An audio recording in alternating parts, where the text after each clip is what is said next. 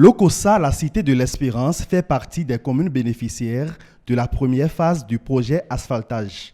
Dans presque tous les quartiers, des voies sont en construction pour donner un nouveau visage à la ville.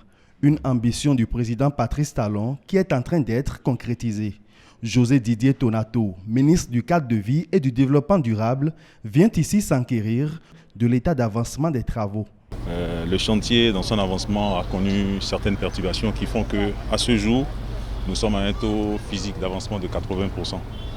Et sur le planning que nous avons présenté, le plan d'action, nous nous sommes projetés avec ce qui reste à faire, avec les moyens que nous déployons, nous sommes projetés jusqu'à fin octobre. Mais nous travaillons pour le rapprocher le plus possible. 80% comme taux d'exécution physique pour un chantier qui devrait être livré le 21 juillet dernier. L'autorité ministérielle invite l'entreprise en charge des travaux à la célérité afin de rattraper le retard observé. Lokossa, aujourd'hui, il faut le dire, c'est le dernier des 12 lots asphaltage. C'est le dernier des 12 lots asphaltage, ce n'est pas bon. Et donc, il nous faut trouver une solution. Il y avait des problèmes techniques, des problèmes de sol qui, objectivement, ont compliqué la réalisation des travaux.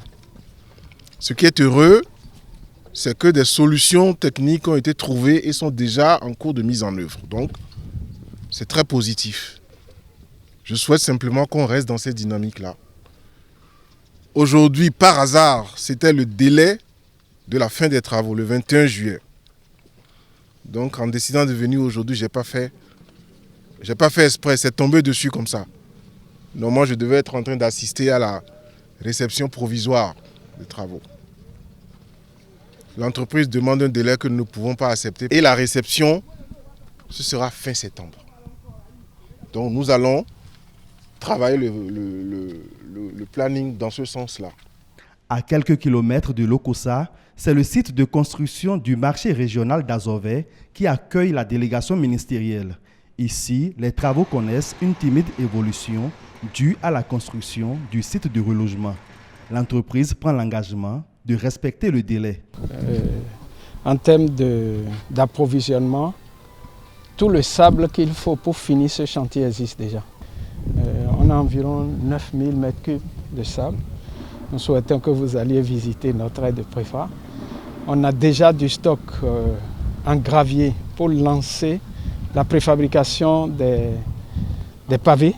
On a beaucoup de gravier en stock. Nous prenons l'engagement de pouvoir résorber le retard.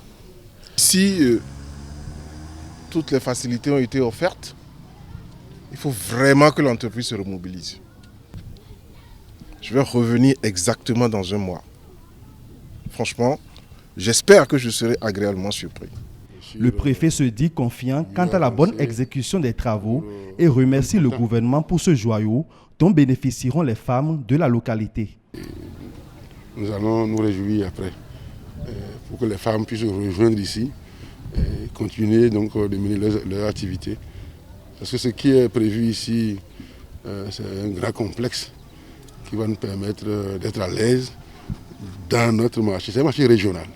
À souligner qu'avant sa descente sur les chantiers de Lokossa et d'Azové, le ministre du Cadre de vie a fait une escale à l'Agence pour le développement intégré de la zone économique du lac Aïmé et ses chenaux à Segboroué dans la commune de Komé pour échanger avec le personnel.